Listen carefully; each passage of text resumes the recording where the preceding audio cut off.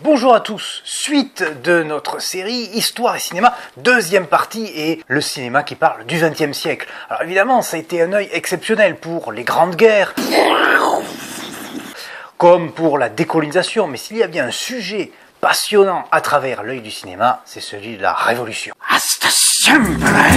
Se queda clara la entrañable transparencia de tu querida presencia, comandante Che Guevara. Le cinéma d'Eisenstein est véritablement l'incarnation d'un art.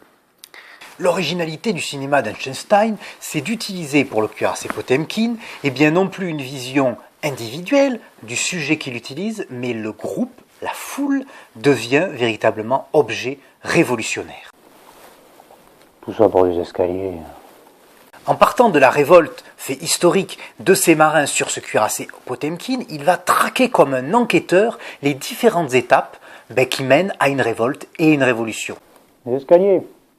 Alors évidemment aussi avec beaucoup de scènes romancées, pour essayer d'apporter beaucoup de tragédie à cette histoire. C'est lui qui va faire le coup des escaliers. Et notamment la scène des escaliers d'Odessa, où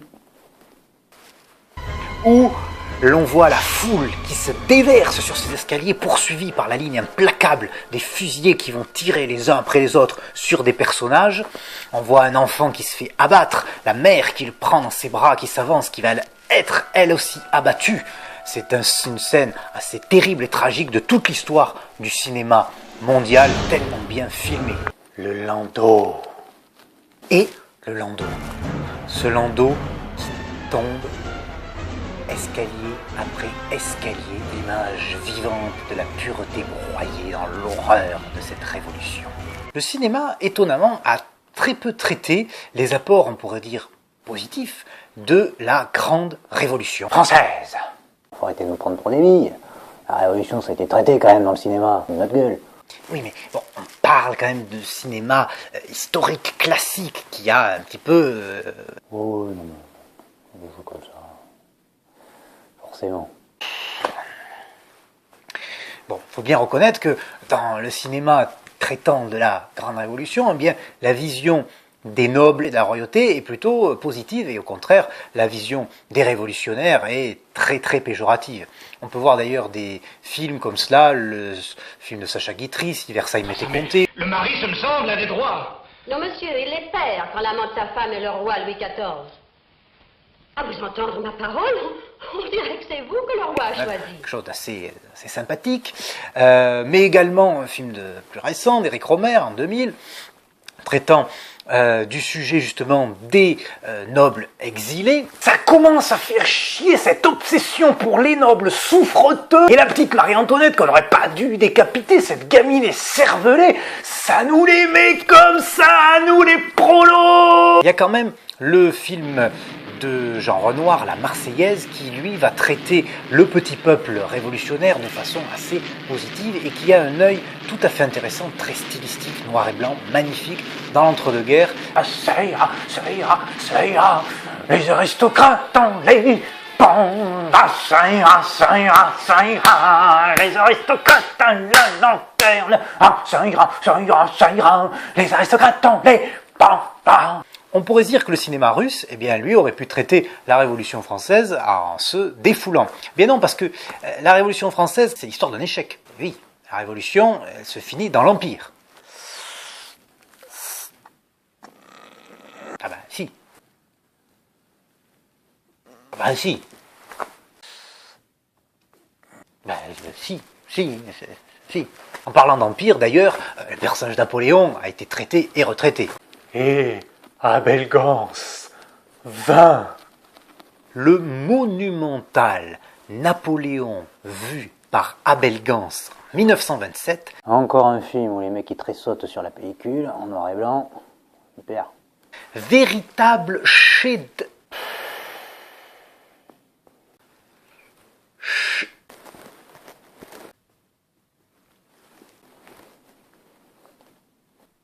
chef-d'œuvre du cinéma français, fresque monumental, avec une volonté de reportage assez précis, appuyé sur des gravures de l'époque. Un personnage central qui incarne Napoléon quand même de façon exceptionnelle. Le film a été retravaillé, refait. Pour une fois, contrairement peut-être au cinéma de Eisenstadt, il y a très peu d'inventions de scènes, si ce n'est quelques petits détails pour renforcer le spectaculaire, puisque Abel Gance est véritablement le cinéaste du spectaculaire. Le Napoléon reste une pièce centrale de l'histoire du cinéma français, et ça, c'est tout. Les États-Unis, pour leur part, en effet, ne voient pas dans la Révolution quelque chose de très intéressant à traiter. Ils en viennent même à faire débuter leur histoire, on pourrait dire au cinéma, par la guerre de sécession, plus que par la Révolution, la révolte et la guerre d'indépendance des années auparavant. C'est même le sujet du Naissance d'une nation de John Griffith. Griffiths maintenant, tiens. Bien sûr. Qui traite le propos de l'histoire du cinéma américain. Allez voir un petit peu du côté de sa vision raciale du monde. Du cinéma américain, avec une vision quand même, et c'est ce qu'on a reproché aussi, assez raciale de cette création de cette nation. Il va mettre en place un autre grand film qui est Intolérance, un film véritablement historique, c'est-à-dire qu'il y a eu de l'intolérance à tous les niveaux de l'histoire. Surtout, il invente pour la première fois les plans entrecoupés qui se répondent les uns et les autres et qui se juxtaposent dans une cohérence assez fantastique. Mais pendant quand même une partie du XXe siècle, le monde n'est pas que américain, le vieux monde s'accroche, s'agrippe à son gigantesque empire, les différents empires qui se sont partagés les colonies à travers le monde. Ça vous embête, ça, le sujet de la colonisation, hein? C'est borderline, hein? Mais il n'y a pas de langue de bois ici! Eh bien, c'est intéressant de voir le cinéma qui a essayé de montrer une vision souvent idyllique et très caricaturale des empires. Pour les Anglais, les Indes anglaises sont souvent très agréables. On a un noble indien qui collabore. By Jove! Le méchant, vraiment, le Maharaja méchant fait finir toujours le méchant dans une fosse à serpents d'une façon ou d'une autre. Damn it! Alors on a des choses très caricaturales et puis une esthétique très classe où les Anglais apportent véritablement la civilisation et le chemin de fer qui est omniprésent aussi dans ces films qui montrent combien c'était le parangon du développement industriel anglais. Good Lord! Pour le cinéma français, eh bien c'est une autre vision, celle de ces hommes qui sont souvent des types pas très recommandables, qu'on envoie aux colonies. Dans La Bandera de Jean Duvivier, qui est vraiment un réalisateur d'entre-deux-guerres capital pour comprendre l'histoire de la France à ce moment-là. On voit le personnage de Jean Gabin, qui est l'icône de Duvivier sur pas mal de ses films, qui va justement dans les colonies, et il y a cette vision assez idyllique de l'homme blanc dans la colonie. On est accepté, puisque justement on est rejeté dans la métropole, et là on est accepté, on est couvé.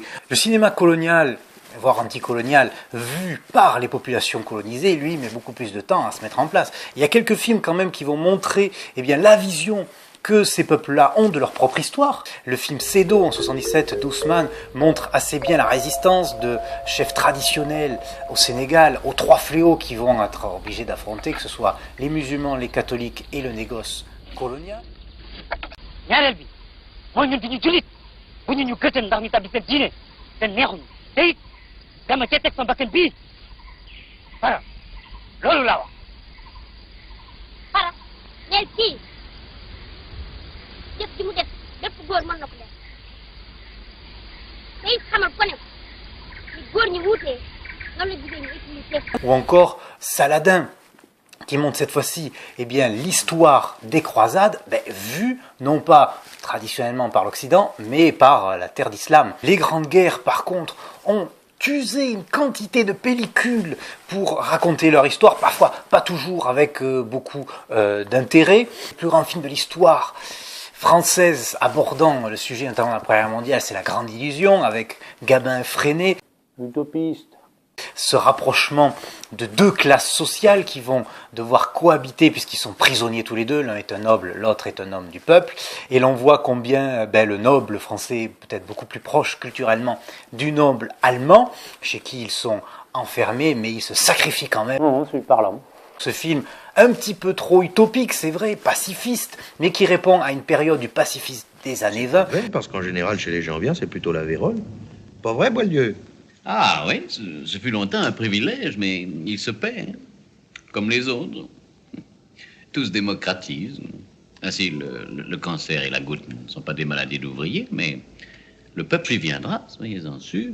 Et les intellectuels? Les intellectuels? Ah, nous, c'est plutôt la tuberculose. Tiens, monsieur Pindard. Ah, et les bourgeois, alors? Des maladies de foie, d'intestin. Ils mangent trop. En somme, chacun mourrait de sa maladie de classe si nous n'avions la guerre pour réconcilier tous les microbes. Pour ce qui est de la Seconde Guerre mondiale, et voire même du génocide, il va y avoir après-guerre plusieurs regards, évidemment sur la société française pendant la Seconde Guerre mondiale, une vision du peuple français très gaulien, n'est-ce pas, où tout le monde a résisté. Parce que vous croyez quoi? Qu'ils étaient tous héroïques, les mecs? Qu'ils sont tous morts sous la torture, les types? Il faut peut-être arrêter de délirer, quoi. Hein? Bon, à un moment donné. Puis une vision assez inversée, notamment le film qui a été censuré à la télé à l'époque, qui est Le Chagrin et la Pitié, montrant l'évolution de Clermont-Ferrand pendant la Seconde Guerre mondiale, et combien, eh bien, au fond, ça se bascule dans l'autre sens. Parce que vous croyez quoi? Qu'ils étaient tous veuls, lâches et péteux, les mecs? Faudrait peut-être un peu arrêter. Alors, dans cet entre-deux, il y a Shoah, de Claude Lanzmann, qui va être cette énorme fresque qui raconte le génocide avec une puissance et une force sans commune mesure. C'est le genre de truc à regarder au petit déjeuner, ça. Il y a aussi un autre magnifique film de Marcel Carmé, Les Visiteurs du Soir, qui est sorti en pleine Seconde Guerre mondiale. On voit un Moyen-Âge assez sublimé et surtout un personnage du diable, et les spectateurs vont évidemment l'associer à la présence de l'occupant en France. Ce qui n'était pas du tout le propos du réalisateur au départ. Toutes ces lignes de force, ces grandes thématiques et ces visions du cinéma sur l'histoire, on les voit encore dans le cinéma actuel, puisqu'elles perdurent, et c'est souvent des visions assez erronées et un positionnement assez daté que l'on voit quand des grandes fresques historiques sont réutilisées, cette fois-ci non plus avec des images un petit peu saccadées, mais avec des effets 3D monumentaux qui gomment parfois aussi le sens et le propos sous-jacent du film. Ben voilà, la vidéo est finie pour aujourd'hui. Alors moi j'ai envie de vous dire, si ça vous a plu, n'hésitez pas à commenter, n'hésitez pas non plus à agiter le pouce, à vous ouvrir, à partager, à dire aux autres que c'est pas si mal sur les sources de l'histoire. Et puis vous inquiétez pas, la suite devrait arriver non pas longtemps pour une nouvelle histoire.